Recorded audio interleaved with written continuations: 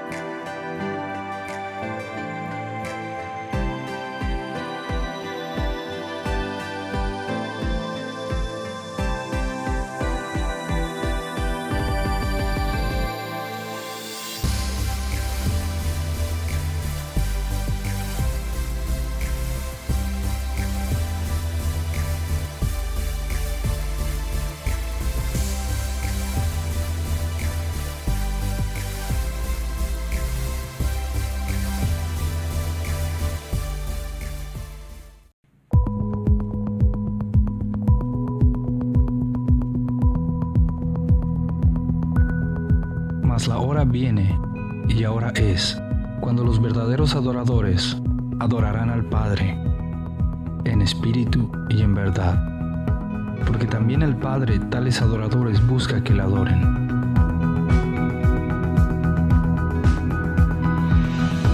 La adoración verdadera parte de una actitud sincera del corazón, que reconoce quién es Dios y quiénes somos delante de Él.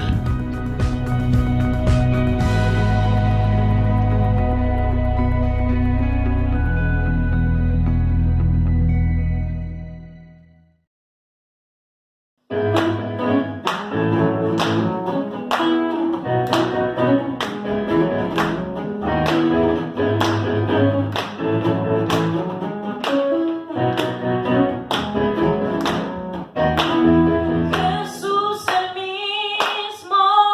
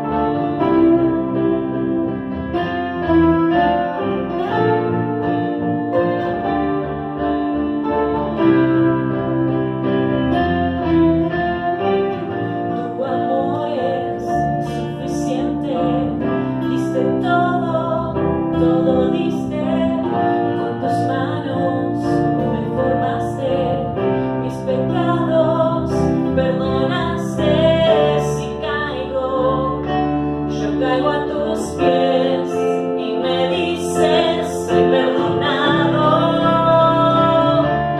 Hoy tengo otra oportunidad, no hay condenación.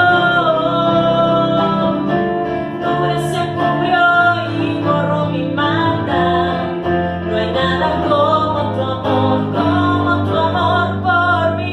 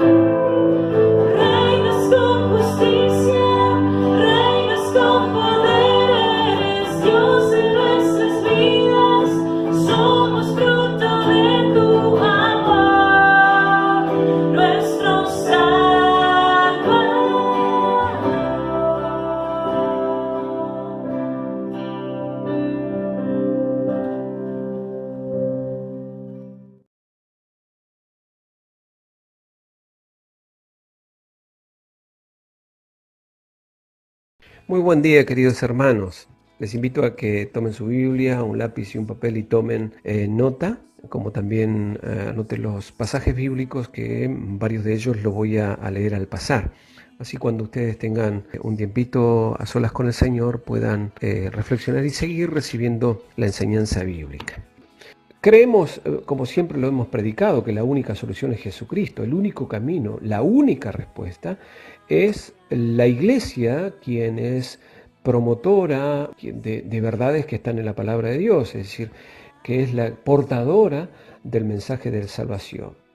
Si pensamos en la vida de la Iglesia, pensemos en primer lugar en la iglesia primitiva, la iglesia naciente, que allí nos muestra el libro de los Hechos, cómo funcionaban, qué es lo que hacían.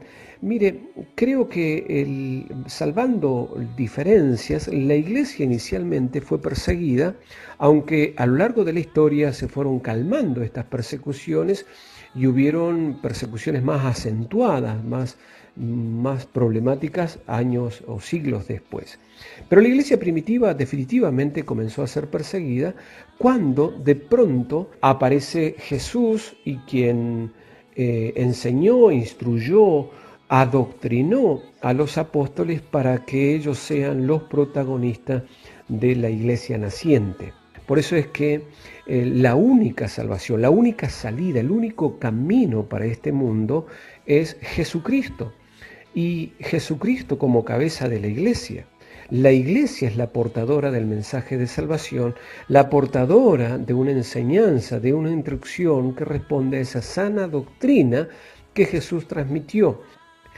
Los discípulos en principio fueron perseguidos, de hecho el problema que ellos tuvieron, y principalmente el apóstol Pedro juntamente con Juan, el relato nos habla acerca de un momento en el que ellos iban al templo a orar a la hora novena, más o menos a las 3 de la tarde, podríamos decir a la siesta nuestra.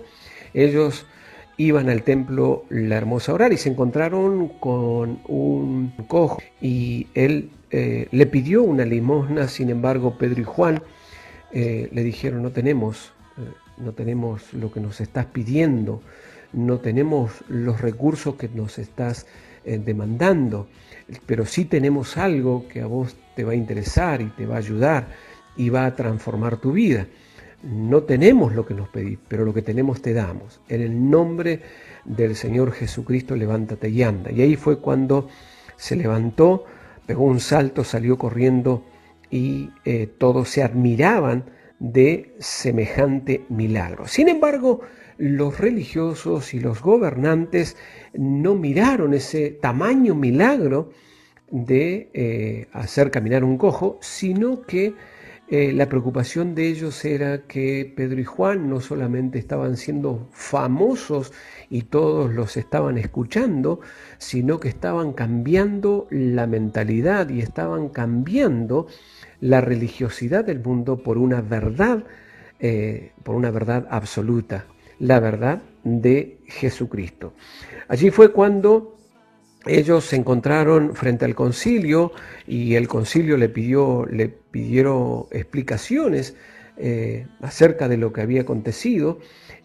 Pedro les predicó el evangelio, pero así todo les prohibieron que hablaran de Jesucristo. Tenían delante de sus ojos el testimonio contundente de un milagro divino. Sin embargo, a ellos no le importó eso. A ellos les importó el sistema de gobierno. Ellos querían sostener las formas religiosas con las que hasta aquí se habían movido. Y yo no creo que no hayan pensado de que este haya sido el Mesías, el cual ha sido prometido. Sin embargo, pesó más sobre sus hombros un sistema de gobierno que les aseguraba a ellos tener todo manejado. Sin embargo, los discípulos no solamente daban testimonio del mensaje de salvación, sino que no tuvieron temor y no bajaron los brazos a la hora de seguir testificando acerca de un Jesús que cambia vida, transforma vida y sana enfermos. No solo los religiosos y los gobernantes le prohibieron a los discípulos hablar del Señor, predicar el mensaje de salvación, sino también, primero, en el capítulo 4 del libro de los Hechos, en versículo 16, la última parte dice que no podemos negar, o sea, no pueden negar el hecho tan contundente de ese milagro. Sin embargo, ellos dijeron que para que no divulguen más este milagro entre el pueblo, vamos a amenazarle para que no hablen de aquí en adelante a hombre alguno de este nombre, de Jesús. ¿En qué problema estaban metidos Pedro y Juan? Porque le estaban prohibiendo hablar del Señor. Pero la doctrina que ellos tenían, la enseñanza y la instrucción con la que habían sido formados, era tenían tanta convicción de eso, que le dijeron a ellos, sin temor alguno, en el versículo 19 del capítulo 4, juzgad si es justo delante de Dios obedecer a vosotros antes que a Dios, porque no podemos dejar de decir lo que hemos visto y oído. Aún así, con esta convicción, ellos siguieron siendo amenazados por los religiosos. Sin embargo, le soltaron. Ahora, quiero detenerme por un momento en esto. Juzgad si es justo delante de Dios obedecer a vosotros, a los hombres, antes que a Dios. Tenemos que tener cuidado con esto. Es correcto que nosotros obedezcamos a las autoridades con respecto a la cuarentena. Es correcto que nosotros tengamos las precauciones necesarias en cuanto al distanciamiento, al saludo, a las reuniones.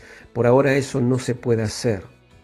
No podemos nosotros basarnos en este pasaje bíblico, en esta postura que tenían los discípulos para desobedecer a las autoridades, porque sí hemos tenido ya información acerca de congregaciones que se han reunido, que ha generado contagio, hasta incluso líderes o pastores que han orado por los enfermos de coronavirus, no solamente se han contagiado, sino que se han muerto. O sea, esto no está hablando de que nosotros tenemos que ser imprudentes, tenemos que ser prudentes, tenemos que obedecer al sistema de salud que ha organizado todo un protocolo para prevenir todo tipo de contagio, todo tipo de enfermedad que tenga que ver con el coronavirus. Como también es verdad que no tienen ningún tipo de autoridad para hacernos callar acerca del mensaje de salvación.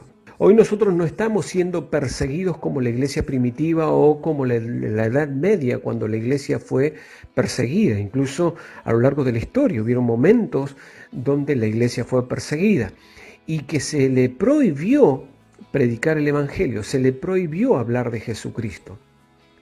Hoy todavía nosotros no estamos siendo perseguidos. Hoy podemos predicar vía internet, podemos predicar llamando por teléfono, comunicándonos con aquellos contactos que tenemos y que no conocen el Evangelio. Podemos predicar a nuestros familiares. No podemos salir todavía a predicar en la calle, pero en el momento en el que nos encontramos tomando las distancias prudentes podemos hablar acerca de la respuesta, la única respuesta a este mundo, que es Jesucristo. Lo podemos hacer. Allí es donde ellos dicen, no podemos dejar de decir lo que hemos visto y oído. Y ese no podemos dejar de decir lo que hemos visto y oído significaba que ustedes no me van a cerrar la boca para predicar el Evangelio. En este tiempo nosotros sí pueden limitarnos en cuanto a las reuniones públicas por lo que está pasando, pero esto no va a ser permanente. Va a llegar el momento que esta cuestión de la pandemia va a ser superada, ya sea por vacuna, por anticuerpos generados, en fin, vaya a saber por qué, pero llegará el momento en que tampoco nos prohibirán a nosotros congregarnos. Y si ha de ser así, volveríamos a lo que allí en la Edad Media hacía el pueblo cuando eran perseguidos. Se encontraban en los bosques, se encontraban en los sótanos, se encontraban en lugares donde no podían ser vistos y juntos celebraban culto al Señor. Llegará ese momento. Yo creo que el escenario diabólico que se está preparando con respecto al nuevo orden mundial, con respecto a cómo quieren manipular y manejar a la religión o a la iglesia, va a llegar el momento. Ahora, ¿sobre qué fundamento nosotros tenemos que estar parados? Y yo creo que sobre 3 fundamentos importantes de los cuales nosotros tenemos que tener firme convicción. La doctrina bíblica, que la única que puede sostener la sana doctrina bíblica es la iglesia, es la oración y es la unidad. La unidad es la característica fundamental en la iglesia primitiva. La característica era esa unidad. En Hechos 2.1 dice que todos estaban juntos. En el capítulo 2, versículo 42 dice que perseveraban en la comunión unos con otros. En el capítulo 4, versículo 32 y el capítulo 2, versículo 44 decía que tenían todas las cosas en común y no habían necesidades entre los hermanos. Se cuidaban unos a otros. En este sentido, se revela, se refleja una iglesia unida, una única iglesia. Fíjese qué interesante. Vendían sus propiedades y traían el resultado de esa venta a los pies de los discípulos para cubrir las necesidades de la gente. En Hechos capítulo 2, versículo 42, nos dice que no solamente la fortaleza que ellos tenían cuando estaban siendo perseguidos o estaban siendo amenazados o estaban siendo condicionados, la fortaleza estaba en perseverar en la doctrina de los apóstoles y en la comunión unos con otros. Juan capítulo 17, en la oración que Jesús hace al Padre, Él dice: Padre, que ellos sean uno como tú y yo somos uno para que el mundo crea. Y cuando dice, Padre, que sean uno como tú y yo, está hablando de la unidad que tiene que ser indefectiblemente la vida de la iglesia en la vida de la iglesia de una cuestión práctica. Tenían comunión unos con otros, se cubrían las necesidades unos a otros, se apoyaban unos a otros, se cuidaban unos a otros, se amaban unos a otros. Y eso fue lo que sostenía la autoridad, el poder y la fortaleza de la iglesia primitiva. Por otro lado, la oración. Y perseveraban en la oración. Hechos capítulo 12, versículo 5 dice que la iglesia hacía sin cesar oración a Dios. Romanos capítulo 12, versículo 12 dice que los cristianos y la iglesia eran constantes en la oración. Efesios capítulo 6, versículo 18 nos insta el apóstol Pablo, le instaba a los hermanos de Éfeso y nos insta a nosotros a que oremos en todo tiempo. En Primera de Tesalonicenses capítulo 5, versículo 17 nos dice: orad sin cesar. Primera de Timoteo capítulo 2, versículo 8, el apóstol Pablo le dice a Timoteo: quiero pues que los hombres, tanto hombres como mujeres, oren en todo lugar, lo que implica en todo tiempo. La oración era lo que fortalecía, sostenía la iglesia. Vuelvo a leer el versículo 42 del capítulo 2 del libro de los Hechos. Después que el apóstol Pedro, predicó el evangelio a los judíos, aun cuando posteriormente hicieron el milagro, Dios hizo el milagro a través de Pedro y de Juan en la curación del cojo. La iglesia, los discípulos fueron condicionados. Sin embargo, la iglesia perseveraba en la doctrina de los apóstoles, en la comunión unos con otros, en el partimiento del pan y en las oraciones. Querida y amada iglesia, no vienen tiempos mejores, vienen tiempos difíciles. Ya después de todo esto, de la pandemia y aun cuando pase todo esto, ya la iglesia no va a ser la misma. Y hay 2 cosas fundamentales a las cuales insto cuando comparto con los hermanos, cuando comparto con algunos pastores, en este tiempo que nos han dado muy bien de salud. Y dicho de paso, muchas gracias por sus oraciones, me fortalecen sus oraciones, me siento apoyado por las oraciones de mis hermanos, de mi congregación, pero también de pastores y de otras congregaciones. Gracias, porque eso me fortalece. Pero sigo insistiendo que hay dos cosas fundamentales que la iglesia no puede descuidar: la sana doctrina bíblica, la oración, lo que incluye la unidad de la iglesia. La sana doctrina de la iglesia, donde tenemos que tener convicción de lo que tenemos que hacer como iglesia. Ya sabemos que en la unidad y en el poder de la unidad hay resultados, y fundamentalmente la oración. Necesitamos nosotros hacer lo que la Biblia nos enseña: hacer sin cesar oración, ser constante en oración, orar en todo tiempo, orar sin cesar y orar en todo lugar. De la única manera que nosotros como iglesia podemos estar fortalecidos y hacer la perfecta voluntad de Dios es que nos afirmemos en nuestra fe, es que prediquemos el Evangelio y es que vivamos en unidad, como así la Biblia en la iglesia primitiva nos enseña. Dios bendiga no solamente nuestra congregación, sino a todos los hermanos. Somos una iglesia en el planeta, que debemos nosotros interpretar estos tiempos. Y en estos tiempos, más allá de que pueda haber otro tipo de interpretación, puede haber otras posturas que la iglesia debería tener, pero para mí tenemos que hacer énfasis en la sana doctrina, en la evangelización, en la oración.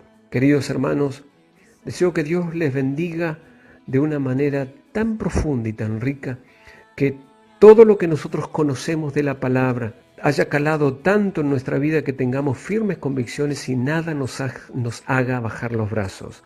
Hoy no se puede salir a predicar a la calle, pero eso no significa que no prediquemos.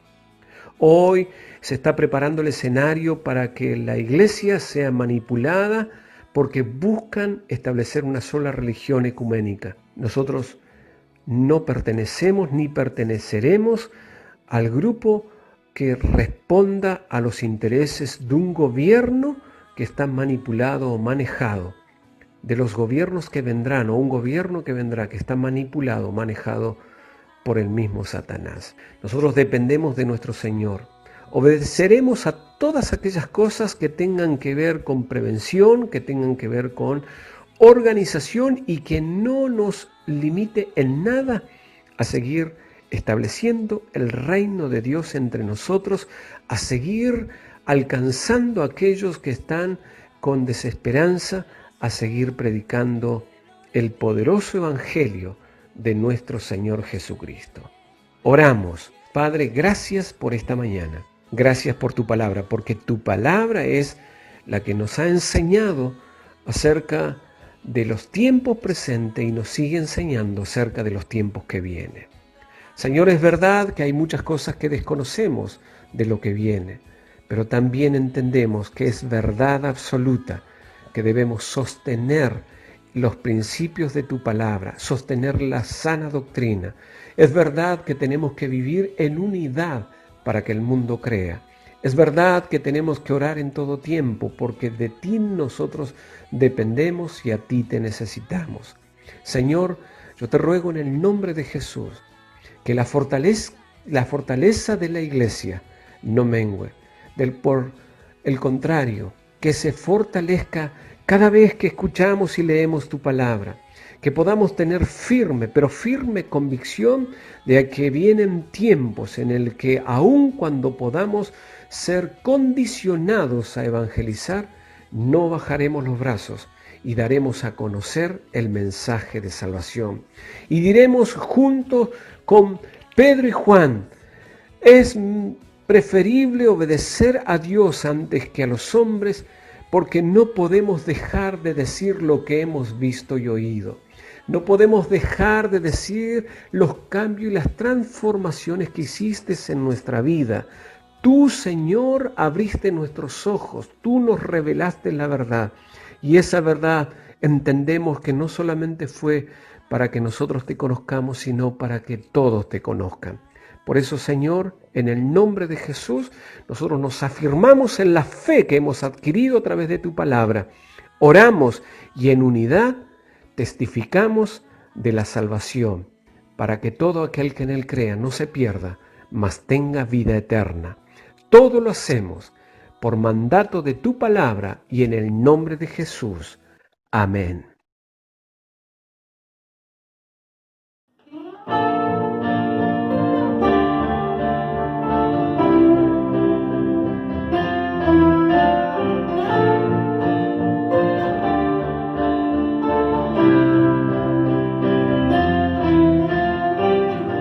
Tu amor es suficiente, diste todo, todo diste, con tus manos me formaste, mis pecados perdonaste.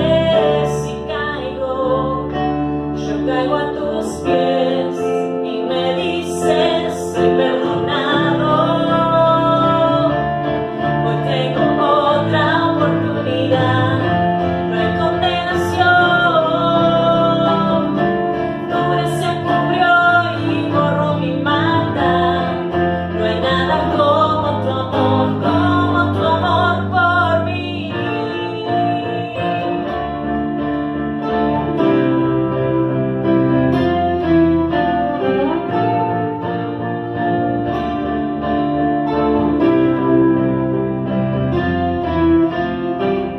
Por tu gracia, dulce gracia, nos acercas, nos aceptas, tú nos buscas, nos encuentras y diriges nuestras sendas. Si caigo, yo caigo a tu